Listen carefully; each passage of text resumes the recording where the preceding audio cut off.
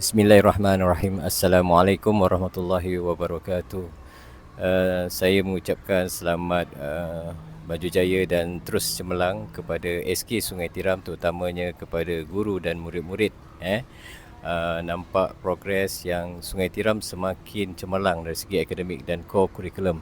Doa saya teruskan apa yang telah anda semua lakukan dan semoga terus maju di masa-masa akan datang.